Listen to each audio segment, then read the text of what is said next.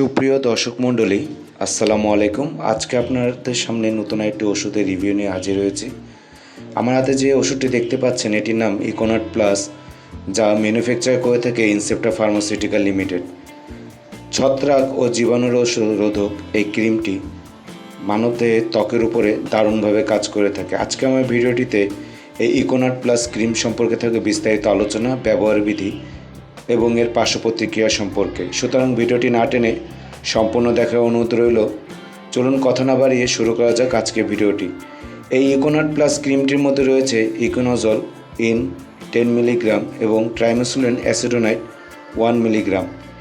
এই ইকোনাট প্লাস ক্রিমটি সাধারণত টিনিয়া কর্পোরোসিস, টিনিয়া পেডিক্স, একজিমা, সোরিয়াসিস এসব রোগের জন্য নির্দেশিত হয়ে থাকে। এই ক্রিমটি ব্যবহার করার নিয়ম হচ্ছে সকালে একবার, রাতে একবার এবং দুপুরে একবার আক্রান্ত স্থানে আলতোভাবে লাগিয়ে দিতে হবে। 6 থেকে 7 দিন ব্যবহার করা যায়, অথবা একজন রেজিস্ট্রিকৃত চিকিৎসকের পরামর্শ নিয়েও এই ক্রিমটি ব্যবহার করতে পারেন। এই ক্রিমটির পার্শ্ব প্রতিক্রিয়া বলতে গেলে হালকা লালচে লালচে ভাব আসতে পারে ত্বকের উপরে, হালকা অ্যালার্জি রিয়াকশন হতে পারে, এরকম পার্শ্ব প্রতিক্রিয়া দেখা দিতে পারে।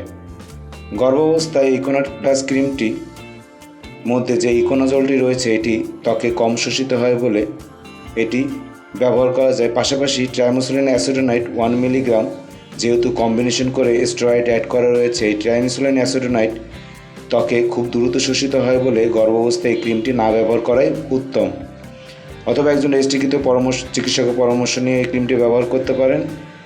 এই ক্রিমটির বর্তমান বাজার মূল্য 55 টাকা এবং এটা আপনার হাতের নাগালে যেসব ফার্মেসিগুলো রয়েছে এগুলোতে খুবই সহজে পেয়ে যাবেন।